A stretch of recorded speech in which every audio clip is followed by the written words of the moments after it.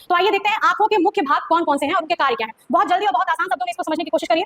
Cornea, ठीक है, cornea आंखों का क्या है, पारदर्शी परत होता है जो प्रकाश को क्या करता है, आंखों में प्रवेश कराने का काम करती है। फिर आता है हमारा आइरिस। आइरिस क्या है, आंख का रंगीन भाग होता है, ठीक है, जो क्या करता है, पुतली के आकार को नियंत्रित करने का काम करता है, जो प्यूपिल होता है उसको कंट्रोल करने का काम करता है। फिर हमारी पुतली आती है यानी कि प्यूपिल, ये आंख का छिद्र होता है जो प्रकाश की मात्रा को नियंत्रित करता है। देखिए कॉर्निया प्रकाश को आंख में प्रवेश करने दे रहा है, लेकिन कितनी मात्रा में प्रवेश होगा ये नियंत्रण करता है हमारा पुतली।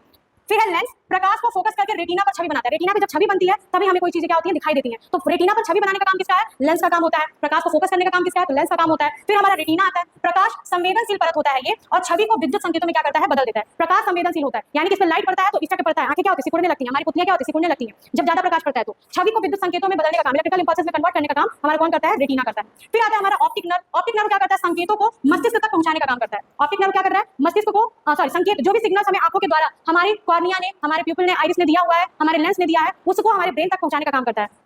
फिर स्क्लेरा आंख की सबसे कठोर परत होती है जो आंखों को क्या करती है, सुरक्षा प्रदान करने का काम करती है और सबसे बाहरी परत भी होती है। फिर आता है हमारा कंजक्टिवा। कंजक्टिवा से संबंधित एक रोग भी होता है, कंजक्टिवाजिरोसिस, जो कि विटामिन ए की कमी के कारण होता है। कंजक्टिवा क्या होती है, पतली सी झिल्ली होती है जो आंखों को नम रखती है और साथ ही साथ सुरक्षा देने का काम करती है। क्या करती है, आंखों को नम रखती है, आंखों में नमी यानी कि मॉइस्चर देने का काम कौन करता है, तो आंखों में मॉइस्चर देने का काम हमारा कंजक्टिवा करती है, और साथ ही साथ झिल्ली है, मेम्ब्रेन है जो आंखों के ऊपर होती है, तो उसको सुरक्षा भी प्रदान करती है बाहरी धूल धक्कर से।